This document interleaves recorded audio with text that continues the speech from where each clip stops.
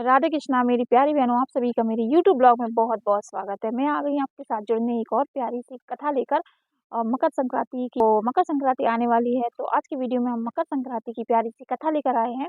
और अगर आपको अच्छी लगी तो प्लीज़ मेरे चैनल को सब्सक्राइब करिए, वीडियो को फुल वॉच करिएगा। तो चलिए कथा को करते हैं शुरू। बोलिए भगवान बोले की जय। तो बात एक समय की है कि एक नगर में एक दीनानाथ नाम का गरीब सेठ रहता था।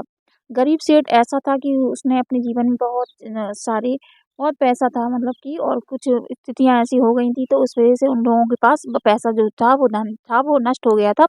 इसलिए वो लोग बहुत ज़्यादा गरीब थे। लेकिन जब तक सेठ के पास पैसा रहा, तब तक सेठ ने बहुत सारे दान पुण्य किए, गौशाला बनवाई, शादी-विवाह करवाए गरीब कन्याओं के।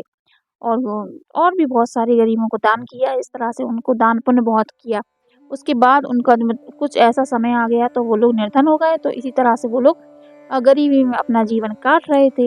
ऐसे ही करते-करते एक बार सेठानी जो है, वो जो बाज़ार जा रही थी कुछ काम से, तो वहाँ राजा ने, जो नगर के राजा थे, उन्होंने ऐलान किया था कि जो-जो व्यक्ति ने अपने जीवन काल में जितने भी पुण्य किए हों, वो आकर यहाँ बताए। तो उसी हिसाब से उसको यहाँ पर उपहार के रूप में, हम भेंट के रूप में कोई ना कोई तोहफ़ा ज़रूर देंगे। तो इस तरह से जब ये बात सेठानी ने सुनी, तो सेठानी बोली ठीक है, तो हम भी अपने सेठ को से कहते हैं, हम लोगों ने बहुत सारे दान पुण्य किए हैं, तो वो भी अपना दान पुण्य जाके वहाँ गिनवा देंगे। तो इस तरह से हम लोगों के पास भी कुछ ये दिन है तो कट जाएँगे, ये गरीबी के दिन हैं, ये ख़त्म हो जाएँगे। तो इस तरह से वो जो सेठानी थी, उन्होंने अपनी पूरी बात जो सेठ से आके घर पे बताई। तो सेठ बोले ठीक है, ऐसा करता हूँ, मैं भी कल चला जाता हूँ और राजा से अपने सारे पुण्यों का जो है बखान करके कुछ भेंट प्राप्त कर लेता हूँ। तो सुबह तैयार होकर सेठ जी निकले। तो सेठानी ने सेठ जी को 4 रोटी रास्ते के लिए डाल दी कि रास्ता लंबा है, तो आप जाओगे, थक ना जाओ, इस तरह से आप ये खाना लिए जाओ। तो सेठ जी खाना खाने के लिए एक पेड़ के नीचे बैठ जाते हैं। जैसे ही वो रोटी तोड़ते हैं, वैसे ही उनके सामने एक जो कुत्ता होता है वो आ जाता है, और उसके बच्चे भी होते हैं उसके साथ में।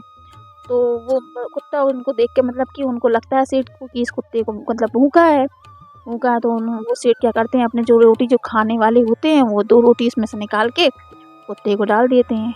फिर सेठ को लगता है कि ऐसा लग रहा है बच्चे भी हैं इनके साथ, तो सेठ जी अपनी चारों रोटी उस कुत्ते को दे देते हैं। चारों रोटी सेठ जी ने दे दी। तो ये सब जो बात थी, वो एक वहाँ सैनिक खड़ा था राजा का, तो उसने ये सब चीज़ देख ली उनकी। तो अब वो कुछ नहीं बोला। तो भैया सेठ जी उठे। अब सेठ जी ने पानी पी के ही अपनी भूख मिटाई। अब भूख मिटाने के बाद सेठ जी चल दिए, तो फिर भैया राजा के महल पहुँचे। अब वहाँ भीड़ लगी थी लोगों की, सब लोग अपने-अपने पुण्य का बखान कर रहे थे।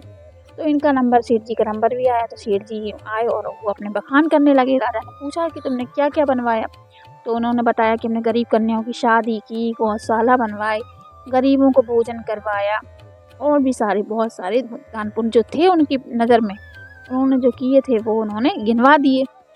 तो सेठ जी ने जैसे ही अपनी ये दान पुण्य का बखान राजा के सामने किया, तो राजा बोले कि इसके अलावा कोई और दान पुण्य तुमने किया हो तो उसका बखान तो बताओ, नहीं तो इसमें हम तुम्हें कोई उपहार नहीं दे सकते हैं। तो सेठ जी निराश हो गए, बोले कि जब आपने इतने सारे बखान करने के बाद भी हमें कोई उपहार नहीं दिया, तो आप अब क्या देंगे? तो इस तरह से वो चलने लगे। तो तभी एक सैनिक आया। सैनिक ने राजा के कान में वही वाकया बताया जो उन्होंने रास्ते में कुत्ते को रोटी खिलाकर किया था। अब तो राजा ने उनको रोका, बोले ठहरो। तो वो वापस आए।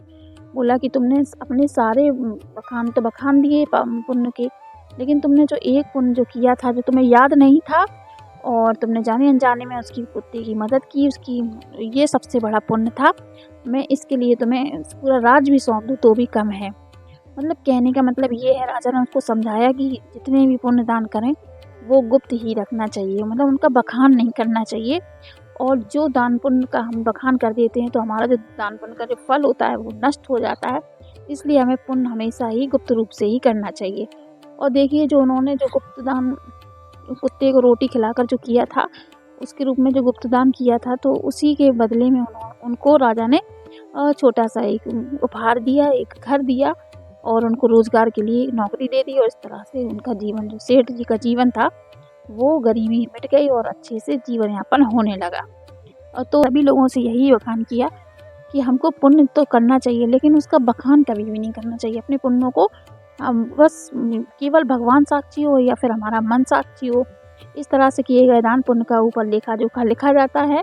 तो इस तरह से ये जो मकर संक्रांति की जो कहानी थी, कथा थी, उससे हमें यही सीख मिलती है कि हमें कभी भी अपने पुण्यों का बखान नहीं करना चाहिए, हमें दान पुण्य करना चाहिए। मकर संक्रांति के दिन सूर्य मकर राशि में प्रवेश करता है, तो इस वजह से हमें इस दिन दान पुण्य का बहुत ज़्यादा महत्व होता है। साल में एक बार इस दिन ज़रूर से ज़रूर दान करना चाहिए। तिल हो या फिर तिल का दान करना भी बहुत ही अधिक महत्व रखता है, तो हमें ज़रूरत की चीज़ों का भी दान करना चाहिए। देखिए 14 चीज़ें मकर संक्रांति को 14 चीज़ें अवश्य दान करनी चाहिए। और इस तरह से हम आज की कथा को यहीं समाप्त करते हैं। आज की कथा बहुत ही अच्छी थी और बहुत ही सीख देने वाली थी। अगर आपको कथा अच्छी लगी तो प्लीज़ मेरे वीडियो को फुल वॉच करिएगा। नए हैं तो चैनल को सब्सक्राइब करिएगा। मेरे चैनल पे कथाएं और भजन आपके सामने आते हैं और लाते रहेंगे। व्रत त्यौहार की जो कथाएं हैं, व्रत त्यौहार से संबंधित वो हम आपको सुनाते हैं। आपको कैसी लगती है आप लोग बताइएगा, कमेंट में बताइएगा। और इसी तरह से हम आप लोगों से आज्ञा लेते हैं विदा। मिलेंगे कल एक नई वीडियो के साथ। आप सबको मकर संक्रांति की ढेर सारी शुभकामनाएं। फिर से चलते चलते बता दें कि मकर